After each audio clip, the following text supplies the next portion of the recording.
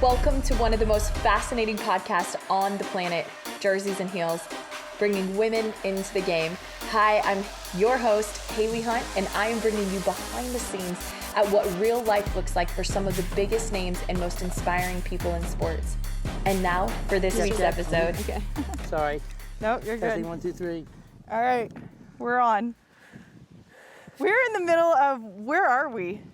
Payson Park Training Center, Oh. Indiantown, Florida. You said it's one of the best tracks in the world. It is. It's been computer tested with sensors on thoroughbreds' feet as to slip, traction, and it comes in one of the top 3 in the country.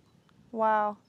Thanks for having me. You're more than welcome. So my podcast is called Jerseys and Heels. Jerseys as in, sports, heels as in girls, but it's really about life being more than sports and misunderstanding, people, things, whatever, and learning more about life. And so one of the sports that I've always been interested in, but it's kind of intimidating to me, is horsing and horses, equestrian. Sure. It's one of the most beautiful sports that I've ever experienced or seen. And so thank you for having me. I'm so grateful. You're more than welcome. What is your role here, real quick? So I'm the general manager of, it's a 400-acre facility. We have 5 of the top trainers of the world here. We have 500 of the best horses. It's very elite. From October to May only. In kind of layman's terms, it's like the spring training camp of thoroughbreds. Really? We have a mile racetrack, one of the best, and we have a 7/8 of a mile turf course, which is Wow. my pride and joy, very nice as well. And that's unique to have at a training center. We have turnout paddocks that a lot of training centers don't have. We have about 5 miles of English hacking trails through the woods. Wow. On this property? All on this property, yep. So let me ask you, I Googled, we're in Payson Park. The first thing that comes up on Google is Payson Park, where the billionaires keep their horses. Yeah. Is that's that true? That's true. We have, so out of the Can you name drop a little? Sure. So out of the 500 horses here, there's probably not one that you couldn't buy a house with to start with. Mm. We have horses for the Queen of England that are here. We have horses for, oh my God, all the sheiks. Oh my Lord. From Dubai. So do they come here and see their horses? They do. Wow. And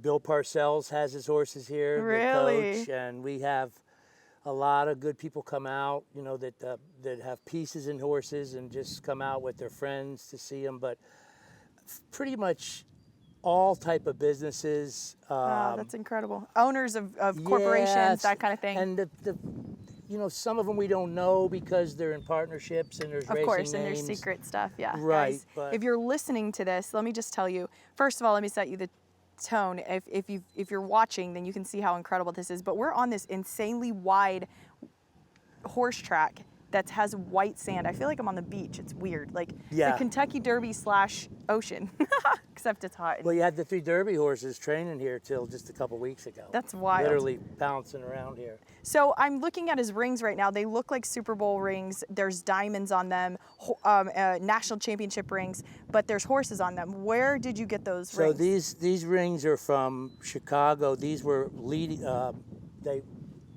You would be Rookie of the Year, but it was Rising Star Award. Wow. Yeah. Okay, and you have 2 of them. Leading trainer, and then Rising Star Award. So you are a leading trainer. You were. Oh yeah.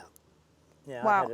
I had a pretty good go. So when you were younger and your dad kept a little secret from you, can you tell me about that? What happened? Kept a lot of secrets from me, but your dad was a horse trainer. Yeah, very prominent, Hall of Famer, one of the best that ever did it. Great reputation, but we worked for John Forsythe, the actor, the Reynolds family, a Reynolds Medal. Wow. A lot of the Whitneys, a lot of the DuPonts, the Vanderbilts, the Phipps family. Those were all his clients. And one time we we were racing New York in Meadowlands, and he wanted to ride over to Meadowlands with me and stop in the city. And when he didn't tell me why. And we were training some horses for Jacqueline Getty and J. Paul Getty family, Getty Gas. Wow. And when we went in the restaurant, it was Elizabeth Taylor that met us, and she had ownership in these horses, and because of the divorces with her and Richard Burton, she kind of went a roundabout way to keep her parts of them, leased them out. But anyway, she was owning 2 or 3 of the horses that we were racing. I didn't even know it. So did you meet But her? it was kind of, oh yeah. Was she beautiful? She was beautiful, and her eyes were literally purple.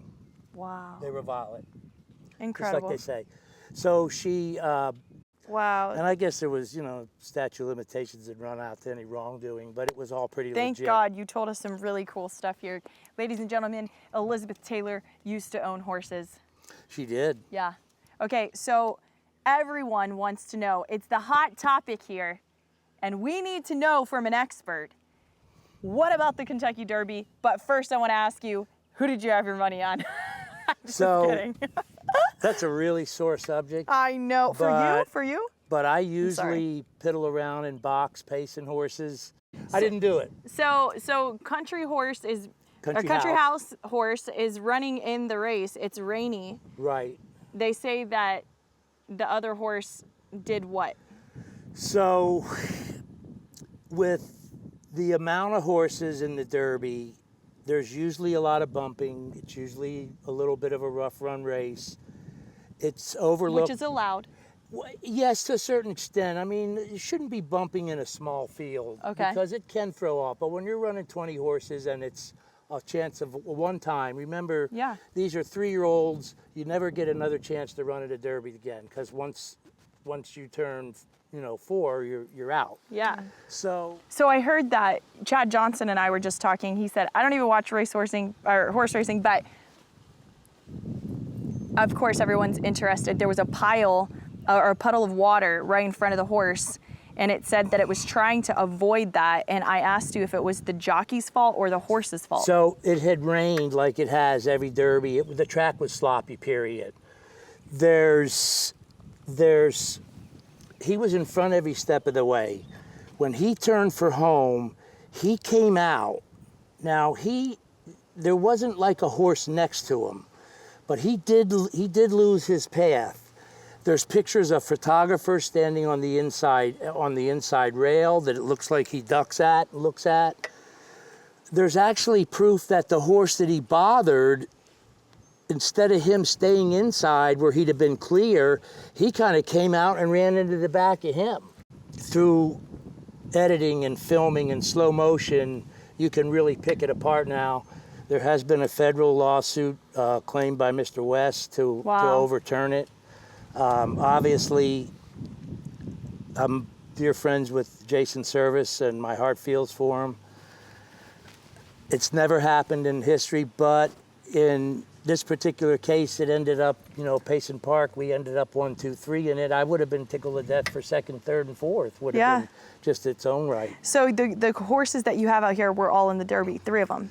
Yes, 3 of them came out of this. 2 for one trainer, and 1 for Shug McGahee, who won the Derby out of here with Orb a few years ago. Wow, that's incredible.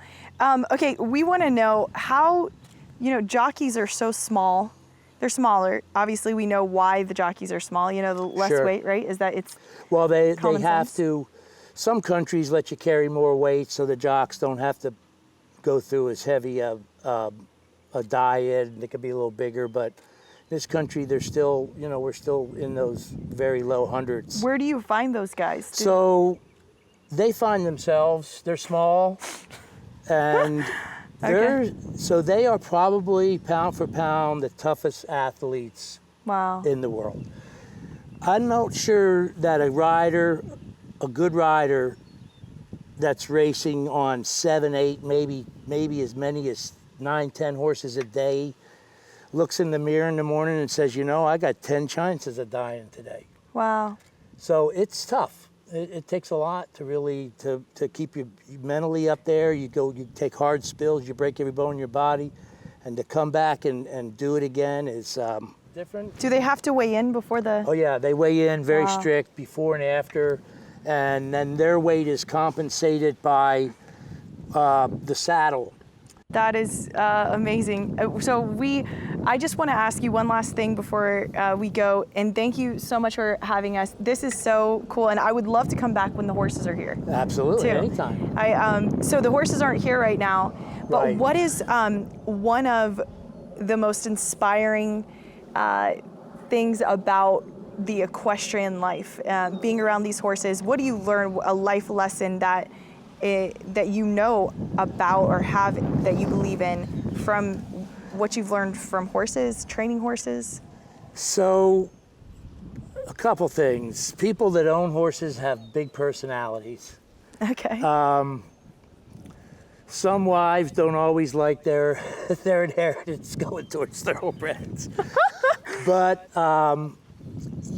they're phenomenally amazing creatures. I've had some really mean players because of their value. We can't always castrate them or geld them or neuter them, the studs, and they can be mean. I've looked down my shed and seen the meanest horse in the barn just licking my daughter at 2 years old, holding my breath that he doesn't take her head off. And, I would walk up, the ears would pin, he never bothered her. So they have that great sense. They're majestic animals. They talk to you, but it takes years to learn it.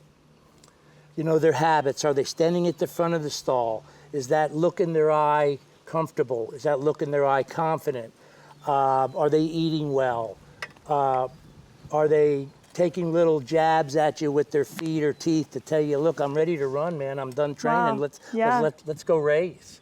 So reading them and building that rapport takes a long time. I mean, it's just something Kind of like you have to do in a relationship, right? Yeah, exactly. and probably a lot more time.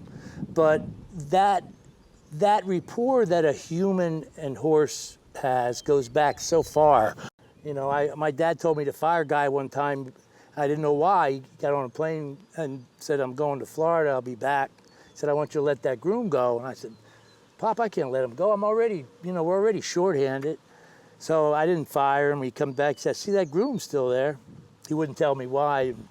Finally, he fired him, and he goes, look, I know that horse, and when I duck under the stall to go in and see how he's doing, to feel joints or give him a peppermint, and he runs to the back of the stall, there's not a good relationship with that groom. Wow. So, I mean, little things like that. He never wanted me to he didn't want to tell me, he wanted me to pick those things up. Absolutely. So it's Well, watching you are them. They full talk of to you, knowledge and Ken, wisdom, and this is an incredibly fun place, and this has been an amazing podcast, and I really appreciate you No, you're really sharing. welcome. I appreciate you coming down here and supporting Pacing and Payson Park, and it's just amazing that we had three Derby horses out of here, and we have some of the biggest trainers in the country and the world come here. Wow. We're open to the public, and everybody's welcome. But it's an amazing place, and I thank you for your time. Yeah, absolutely. Thank you for being here. No worries. Thanks.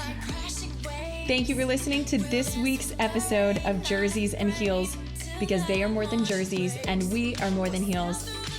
I hope you had a great time. Come join the party on Twitter and Instagram.